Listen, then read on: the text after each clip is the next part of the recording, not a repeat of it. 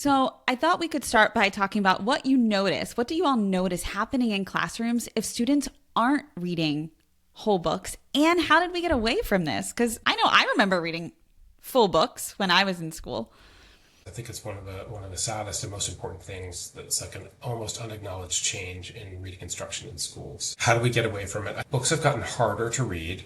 One of the things we talk about in the book is the decline of students' attention, but really our attention, right? Reading is such an attentionally demanding exercise, and you have to use sustained focus attention in class and after school, really, because you're supposed to read at home. And we know that the cell phone has degraded people's attention spans. It's an attention fracturing machine.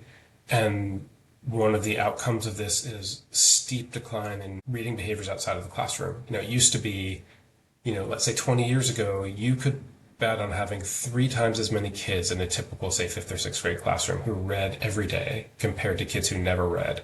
And those percentages are flipped now. Right now, you're likely to have 2 to 3 times as many kids who never read as opposed to kids who are regular readers.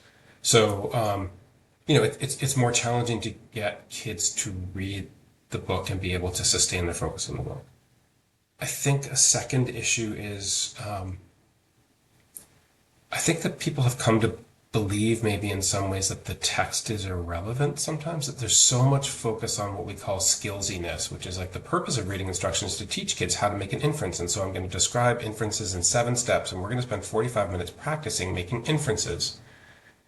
And that, first of all, I think that that's unscientific, that making 100 inferences from Tuck Everlasting will not prepare you to read Oliver Twist.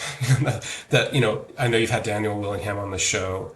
He says that how we're thinking is domain specific, that we think deeply about what we have background knowledge on. There's a beautiful conversation between you and him about disambiguating text and how that happens through background knowledge. But I think that when you imagine reading as an endeavor that is made up of skills, the next step is to think, well, the book doesn't really matter. I can really practice my skills in almost any setting. All texts are more or less interchangeable. Gee, why don't I choose a book that will be super entertaining for kids like Captain Underpants, and then they'll really love that. And then the last thing that I hope is true is that part of it is just lack of understanding about how important books are and the science behind books, because that's kind of where we go in our chapter, which is there are a lot of reasons scientifically why books are the optimal setting for reading. And so maybe those are 3 reasons why the text has been crowded out by short informational passages. And when students do read, it's oftentimes they're sent to the corners of the classroom to read a book on their own, and that can be lovely.